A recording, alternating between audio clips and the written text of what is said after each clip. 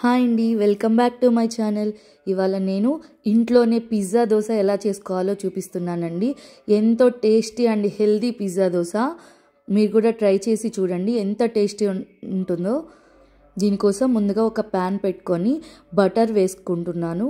Butter వేసుకొని 2 table spoon జొన్న దోశ వేసుకుంటున్నాను.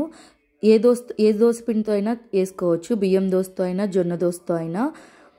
దీని మీద మూత పెట్టుకొని అది మగ్గే లోపల, దోశ బాగా లోపలంతా ఉడికే లోపల నేను క్యారెట్ తురుము, క్యాప్సికము కట్ చేసుకొని గీలో వేయించి పెట్టుకున్నాను. టమోటా ముక్కలు కట్ చేసి పెట్టుకున్నాను. ఇది వన్ సైడ్ బాగా కాలింది. బాగా కాలకూడదండి, కొంచెమే కాలాలి. సిమ్లో పెట్టుకొని చేసుకోవాలి. బేస్ మొత్తం వేగాక రెండో వైపుకి టర్న్ చేసుకుంటున్నాను. రెండో వైపు కూడా కొంచెం కాలాక తిప్పుకొని దాని మీద మనం పిజ్జా సాస్ బయట దొరుకుతుందండి packet. Pizza sauce 1 table spoon apply చేస్తున్నాను. ఇది బాగా మొత్తం అంతా దోశకు అప్లై చేశాక నేను రెడీ చేసి పెట్టుకున్న క్యారెట్ తురుము దోశ మీద వేస్తున్నాను. తర్వాత క్యాప్సికమ్ ముక్కలు వేసుకోవాలి. క్యాప్సికమ్ ముక్కలు కూడా మొత్తం అన్నీ వేశాక కొంచెం పచ్చివాసన పోవాలని క్యాప్సికమ్ ముక్కల్ని గీలో ఫ్రై చేసి పెట్టుకున్నాను ముందుగానే. తర్వాత టమోటా ముక్కల్ని ప్లేస్ చేస్తున్నాను దోశ మీద. టమోటా ముక్కలు కూడా పెట్టాక అక్కడక్కడ బటర్ అప్లై చేశాను నేను.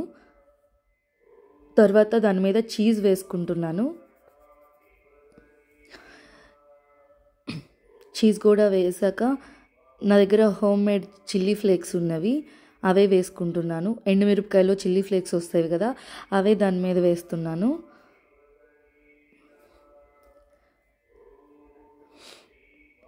చిల్లీ ఫ్లేక్స్ అయిపోయాక బయట పిజ్జా ప్యాకెట్స్ అమ్ముతారు కదా, గ్రీన్ ప్యాకెట్స్, సీజనింగ్ ప్యాకెట్స్, అదే పైన జల్లుతున్నాను. ఇది లేకపోతే పెప్పర్ కూడా వేసుకోవచ్చు. పెప్పర్ వేసుకున్నా కానీ చాలా టేస్ట్గా ఉంది. నా దగ్గర ఇది అవైలబుల్ ఉందని ఇది వేసేస్తున్నాను. ఇది కూడా వేసాక 1 మినిట్ ఉండి గ్యాస్ ఆపుకొని సర్వ్ చేసుకోవడమే. టేస్ట్ అయితే బయట పిజ్జా కన్నా చాలా బాగుంది. ట్రై చేసి మీరే చెప్పండి ఎలా వచ్చిందో. అంతే, ఎమ్మీ వాటరీగా ఉంది కదా, ఎమ్మీ పిజ్జా దోశ రెడీ. దీన్ని కట్ చేసుకొని సర్వ్ చేసుకోవడమే. ఈ వీడియో మీకు నచ్చినట్లయితే మా ఛానల్ని సబ్స్క్రైబ్ చేసుకోండి. Thank you for watching.